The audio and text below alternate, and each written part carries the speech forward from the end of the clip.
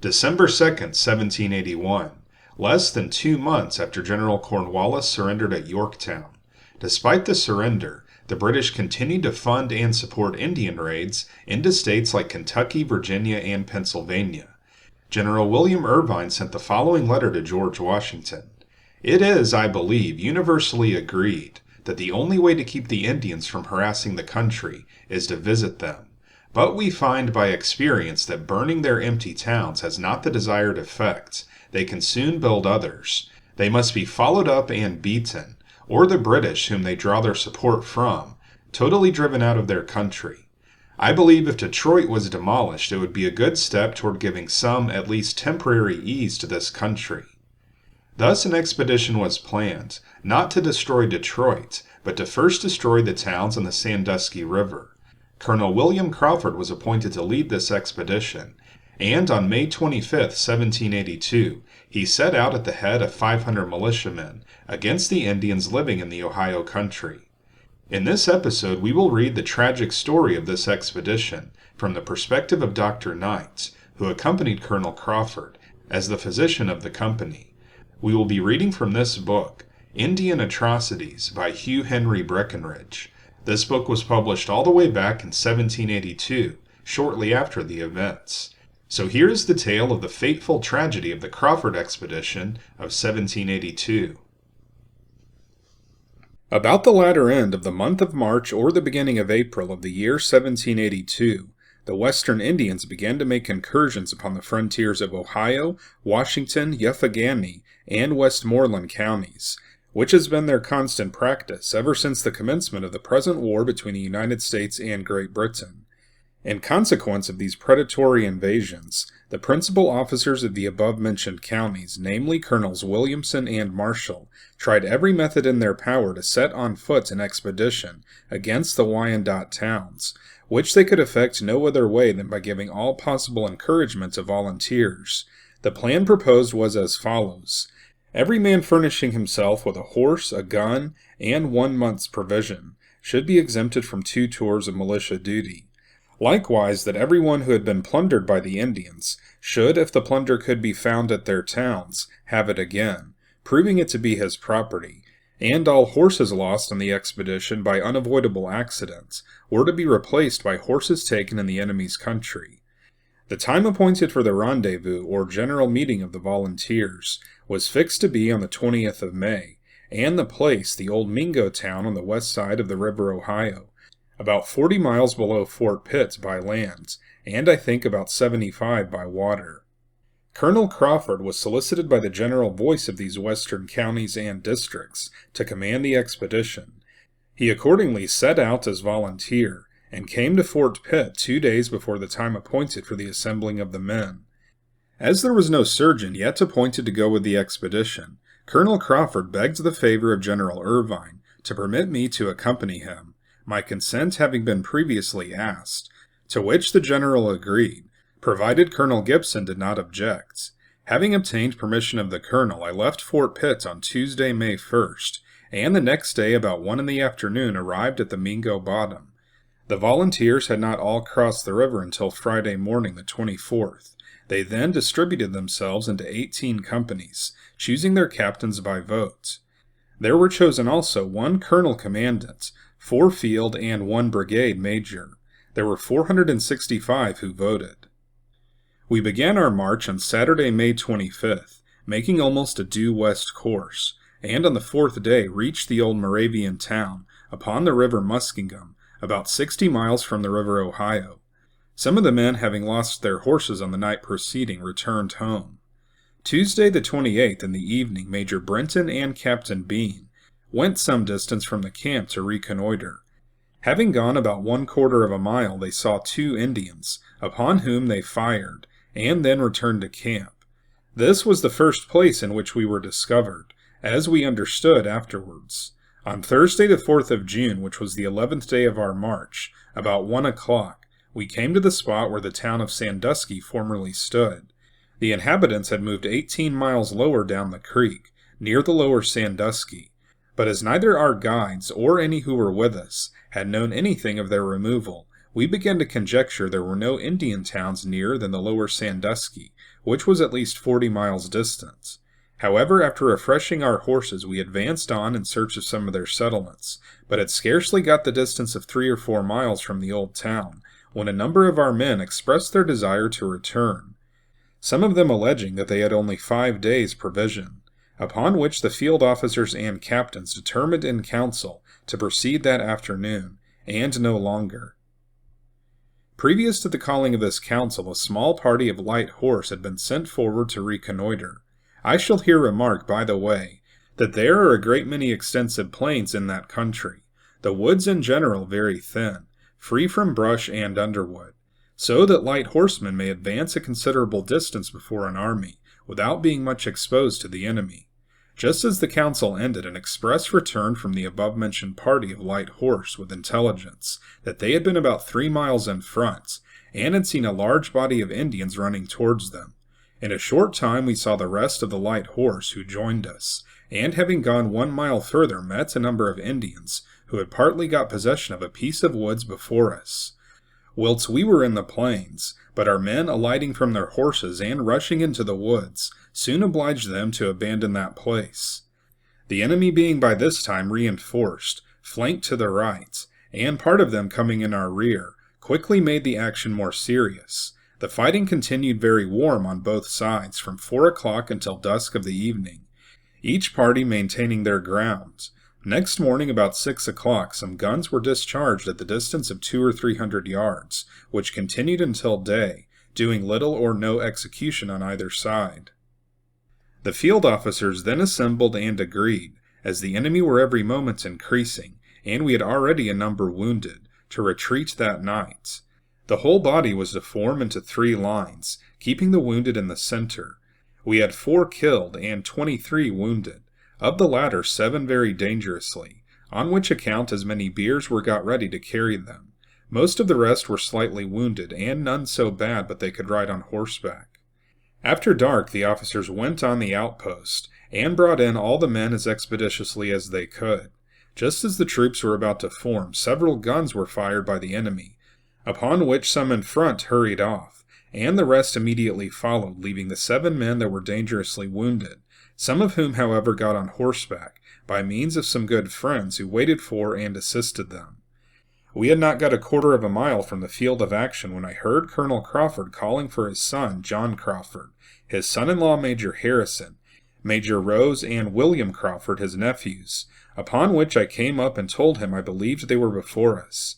He asked, "Is that the doctor?" I told him it was. He then replied, "They were not in front," and begged of me not to leave him. I promised him I would not. We then waited, and continued calling for these men till the troops had passed us. The colonel told me his horse had almost given out, that he could not keep up with the troops, and wished some of his best friends to remain with him. He then exclaimed against the militia for riding off in such an irregular manner, and leaving some of the wounded behind, contrary to his orders. Presently there came 2 men riding after us, one of them an old man, the other a lad. We inquired if they had seen any of the above persons, and they answered they had not. By this time there was a very hot firing before us, and, as we judged, near where our main body must have been. Our course was then nearly southwest, but changing it, we went north about 2 miles, the 2 men remaining in company with us. Judging ourselves to be now out of the enemy's lines, we took a due east course, taking care to keep up the distance of 15 or 20 yards apart, and directing ourselves by the North Star. The old man often lagged behind, and when this was the case, never failed to call for us to halt for him. When we were near the Sandusky Creek, he fell 100 yards behind, and bawled out as usual for us to halt. While we were preparing to reprimand him for making a noise, I heard an Indian halloo, as I thought about 150 yards from the man, and partly behind him. After this we did not hear the man call again, neither did he ever come up to us any more. It was now past midnight, and about daybreak Colonel Crawford's and the young man's horses gave out, and they left them. We pursued our journey eastward, and about 2 o'clock fell in with Captain Biggs, who had carried Lieutenant Ashley from the field of action, who had been dangerously wounded. We then went on about the space of an hour, when a heavy rain coming on, we concluded it was best to encamp, as we were encumbered with a wounded officer. We then barked 4 or 5 trees, made an encampment and a fire, and remained there all night. Next morning we again prosecuted our journey, and having gone about 3 miles, found a deer which had recently been killed. The meat was sliced from the bones, and bundled up in the skin with a tomahawk lying by it. We carried all with us, and in advancing about 1 mile further, espied the smoke of a fire. We then gave the wounded officer into the charge of the young man, desiring him to stay behind whilst the colonel, the captain, and myself walked up as cautiously as we could toward the fire. When we came to it, we concluded from several circumstances some of our people had encamped there the preceding night. We then went about roasting the venison, and when just about to march, observed one of our men coming upon our tracks. He seemed at first very shy, but having called to him, he came up, and told us that he was the person who had killed the deer, but upon hearing us come up was afraid of Indians, hid in a thicket, and made off. Upon this we gave him some bread and roasted venison, proceeded all together on our journey, and about 2 o'clock came upon the paths by which we had gone out. Captain Biggs and myself did not think it safe to keep the road, but the colonel said the Indians would not follow the troops further than the plains, which we were then considerably past. As the wounded officer rode Captain Biggs's horse, I lent the captain mine. The colonel and myself went about 100 yards in front, the captain and the wounded officer in the center, and the 2 young men behind. After we had traveled about 1 mile and a half, several Indians started up within 15 or 20 steps of the colonel and me. As we at first discovered only 3, I immediately got behind a large black oak, made ready my piece, and raised it up to take sight, when the colonel called to me twice not to fire. Upon that one of the Indians ran up to the colonel, and took him by the hand. The colonel then told me to put down my gun, which I did. At that instant one of them came up to me whom I had formerly seen very often, calling me doctor, and took me by the hand. They were Delaware Indians of the Wingenam tribe. Captain Biggs fired amongst them, but did no execution. They then told us to call these people and make them come there, else they would go and kill them, which the colonel did, but they 4 got off, and escaped for that time. The colonel and I were then taken to the Indian camp, which was about half-mile from the place where we were captivated. On Sunday evening 5 Delawares who had posted themselves at some distance further on the road brought back to the camp where we lay Captain Biggs and Lieutenant Ashley's scalps, with an Indian scalp which Captain Biggs had taken in the field of action. They also brought in Biggs' horse and mine. They told us the 2 other men got away from them. Monday morning, the 10th of June, we were paraded to march to Sandusky, about 33 miles distant. They had 11 prisoners of us and 4 scalps, the Indians being 17 in number. Colonel Crawford was very desirous to see a certain Simon Girty, who lived among the Indians, and was on this account permitted to go to the town the same night, with 2 warriors to guard him, having orders at the same time to pass by the place where the colonel had turned out his horse, that they might if possible find him. The rest of us were taken as far as the old town, which was within 8 miles of the new. Tuesday morning, the 11th, Colonel Crawford was brought out to us on purpose to be marched in with the other prisoners.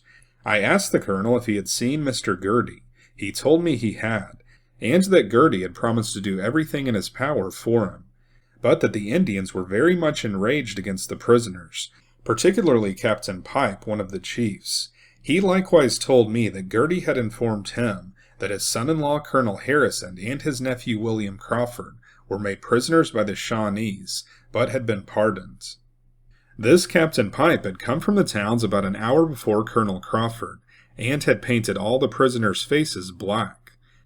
As he was painting me, he told me I should go to the Shawnees towns, and see my friends. When the colonel arrived, he painted him black also, told him he was glad to see him, and that he would have him shaved when he came to see his friends at the Wyandotte town.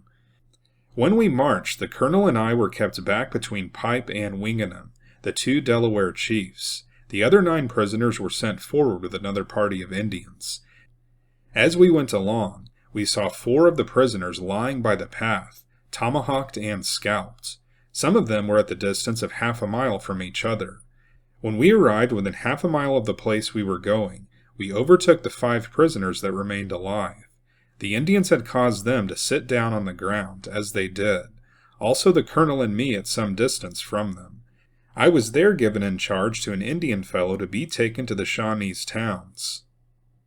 In the place where we were now made to sit down, there was a number of squaws and boys who fell on the 5 prisoners, and tomahawked them. There was a certain John McKinley among the prisoners, formerly an officer in the 13th Virginia Regiment, whose head an old squaw cut off, and the Indians kicked it about upon the ground. The young Indian fellows came often where the colonel and I were, and dashed the scalps in our faces. We were then conducted along toward the place. When we came within a half mile of it, Simon Girty met us, with several Indians on horseback.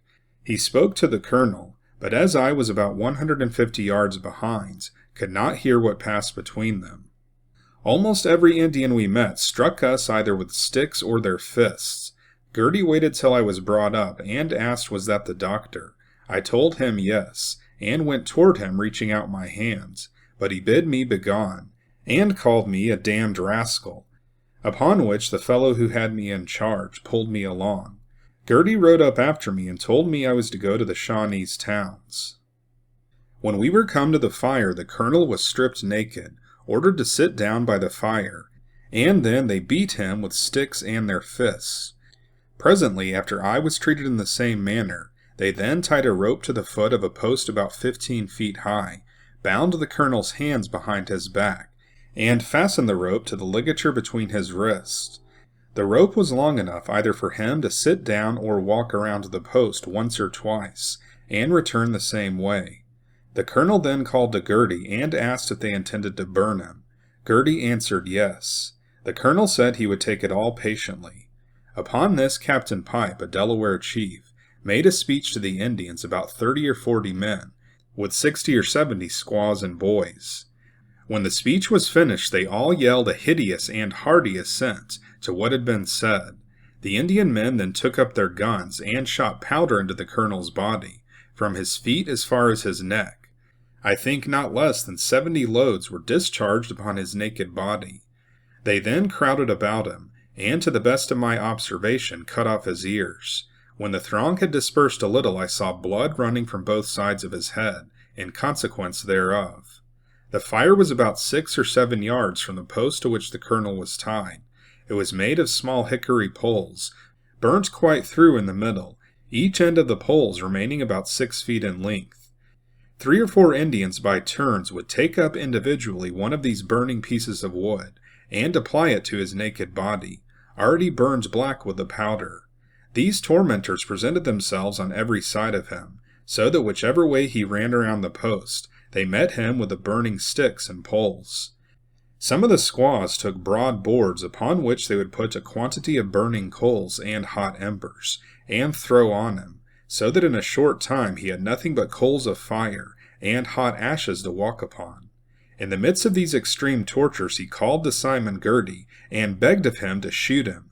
But Girty making no answer, he called to him again. Girty then, by way of derision, told the colonel he had no gun. At the same time, turning about to an Indian who was behind him, laughed heartily, and by all his gestures seemed delighted at the horrid scene. Girty then came up to me, and bade me prepare for death. He said, however, I was not to die at that place, but to be burnt at the Shawnees towns. He swore by God I need not expect to escape death, but should suffer it in all its extremities. He then observed that some prisoners had given him to understand that if our people had him, they would not hurt him. For his part, he said he did not believe it, but desired to know my opinion on the matter. But being at that time in great anguish and distress, for the torments the colonel was suffering before my eyes, as well as the expectation of undergoing the same fate in 2 days, I made little or no answer. He expressed a great deal of ill will for Colonel Gibson, and said he was one of his greatest enemies, and more to the same purpose, to all of which I paid very little attention. Colonel Crawford at this period of his sufferings besought the Almighty to have mercy on his soul, spoke very low, and bore his torments with the most manly fortitude. He continued in all the extremities of pain for an hour and 3/4 or 2 hours longer, as near as I can judge, when at last being almost spent, he lay down on his belly. They then scalped him, and repeatedly threw the scalp in my face, telling me that that was my great captain. An old squaw, whose appearance every way answered the ideas people entertain of the devil, got aboard, took a parcel of coals and ashes, and laid them on his back and head after he'd been scalped. He then raised himself upon his feet, and began to walk around the post. They next put a burning stick to him as usual, but he seemed more insensible of pain than before. The Indian fellow who had me in charge now took me away to Captain Pipe's house, about 3/4 of a mile from the place of the colonel's execution. I was bound all night, and thus prevented from seeing the last of the horrid spectacle. Next morning, being June 12th, the Indian untied me, painted me black, and we set off for the Shawnees town, which he told me was somewhat less than 40 miles from that place. We soon came to the spot where the colonel had been burnt, as it was partly in our way. I saw his bones laying amongst the remains of the fire, almost burnt to ashes. I suppose after he was dead they had laid his body on the fire. The Indian told me that that was my big captain, and gave the scalp halloo. He was on horseback and drove me before him. I pretended to this Indian that I was ignorant of the death I was to die at the Shawnees town, affected as cheerful a countenance as possible, and asked him if we were not to live together, as brothers in one house. He seemed well pleased, and said yes. He then asked me if I could make a wigwam. I told him I could. He then seemed more friendly. We went that day as near as I can judge about 25 miles, the course partly southwest. The Indian told me we should next day come to the town, and the sun being in such a direction, pointing nearly south. At night when we went to rest, I attempted very often to untie myself, but the Indian was extremely vigilant and scarce ever shut his eyes that night. About daybreak he got up and untied me. He next began to mend up the fire, and as the gnats were troublesome I asked him if I should make a smoke about him. He said yes. I then took the end of a dogwood fork, which had been burnt down to about 18 inches long. It was the longest stick I could find, yet too small for the purpose I had in view. Then I picked up another smaller stick, and taking a coal of fire between them, went behind him. Then turning suddenly about, I struck him on the head with all the force I was master of, which so stunned him that he fell forwards with both his hands into the fire. But seeing him recover and get up, I seized his gun while he ran off howling in a most fearful manner. I followed him with a determination to shoot him down, but pulling back the cock of the gun with too great violence, I believe I broke the main spring. I pursued him, however, about 30 yards, still endeavoring to fire the gun, but could not. Then, going back to the fire, I took his blankets, a pair of all new moccasins, his hops, powder horn, bullet bag, together with the gun, and marched off, directing my course toward the 5 o'clock mark.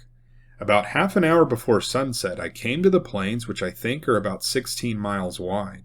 I laid me down in a thicket till dark, and then by the assistance of the North Star, made my way through them and got into the woods before morning.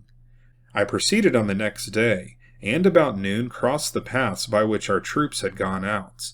These paths are nearly east and west, but I went due north all that afternoon, with a view to avoid the enemy.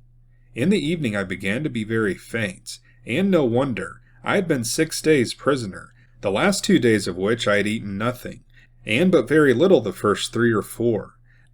There were wild gooseberries in abundance in the woods, but being unripe required mastication, which at that time I was not able to perform, on account of a blow received from an Indian on the jaw with the back of a tomahawk. There was a weed that grew plentifully in that place, the juice of which I knew to be grateful and nourishing. I gathered a bundle of the same, took up my lodging under a large spreading beech tree, and having sucked plentifully of the juice, went to sleep. Next day I made a due east course, which I generally kept the rest of my journey. I often imagined my gun was only wood-bound, and tried every method I could devise to unscrew the lock, but never could effect it, having no knife nor anything fitting that purpose. I had now the satisfaction to find my jaw began to mend, and in 4 or 5 days could chew any vegetable proper for nourishment. But finding my gun only a useless burden, left her in the wilderness. I had no apparatus for making fire to sleep by, so that I could get but little rest for the gnats and mosquitoes. There are likewise a great many swamps in the beech ridge, which occasioned me very often to lie wet. This ridge through which I traveled is about 20 miles broad, the ground in general very level and rich, free from shrubs and brush. There are, however, very few springs, yet wells might easily be dug in all parts of that ridge. The timber on it is very lofty, but it is no easy matter to make a straight course through the same, the moss growing as high upon the south side of the trees as on the north. There are a great many white oaks, ash, and hickory trees that grow among the beech timber. There are likewise some places on the ridge, perhaps for 3 or 4 continued miles, where there is little or no beech, and in such spots black, white oak, ash, and hickory abound. Sugar trees grow there also to a very great bulk. The soil is remarkably good, the ground a little ascending and descending with some rivulets and a few springs. When I got out of the beech ridge and nearer the river Muskingum, the lands were more broken, but equally rich to those before mentioned, and abounding with brooks and springs of water. There are also several small creeks that empty into that river, the bed of which is more than a mile wide in many places. The woods consist of white and black oaks, walnut, hickory, and sugar tree in the greatest abundance. In all parts of the country through which I came, the game was very plenty, that is to say deer, turkeys, and pheasants. I likewise saw a great many vestiges of bears, and some elks. I crossed the river Muskingum about 3 or 4 miles below Fort Lawrence, and crossing all paths aimed for the Ohio River. All this time my food was gooseberries, young nettles, the juice of herbs, a few service berries, and some May apples. Likewise 2 young blackbirds, and a turripine which I devoured raw. When my food sat heavy on my stomach, I used to eat a little wild ginger, which put all to rights. I came upon Ohio River about 5 miles below Fort McIntosh, in the evening of the 21st day after I had made my escape, and on the 22nd, about 7 o'clock in the morning, being the 4th day of July. Arrived safe, though very much fatigued, at the fort. So that is the story of the torture and death of Colonel Crawford, along with the deaths of many others who went on an offensive expedition against the Indian towns on the Sandusky River. Hugh Henry Brackenridge, who lived in Pittsburgh, wrote down Dr. Knight's account of Colonel Crawford's death, and it was widely circulated in newspapers in 1782. This story also appears in Joseph Pritts' 1838 book, Incidents of Border Life, and Archibald Loudon's 1803 book, a selection of some of the most interesting narratives of outrages committed by the Indians in their wars with the white people. It should be noted that the militia's goal was to destroy the Indian town and to kill or drive off the Indians, so the Indians had good reason to defend themselves. However, the long and gruesome torture of Colonel Crawford seems appalling to civilized people, and this story shocked the readers of that day, who feared the same treatment if they should fall into the hands of the Indians. This channel was begun after realizing that events like this, which occurred during the U.S. Revolutionary War and were widely known at the time, are not often covered in modern historical accounts of this time period. So here on this channel, our goal is to tell of this history that is viewed as unworthy by our modern historians. We keep this worthy history of Western civilization alive by reading directly from old books. If you'd like to support the mission of our channel, then you can become a Patreon or YouTube channel member. Members will have full access to all of our members-only videos, and your contribution towards keeping actual history alive will be recognized at the end of each episode. So if you want to see more episodes like this, then be sure to like and subscribe, and we'll see you next time on Unworthy History.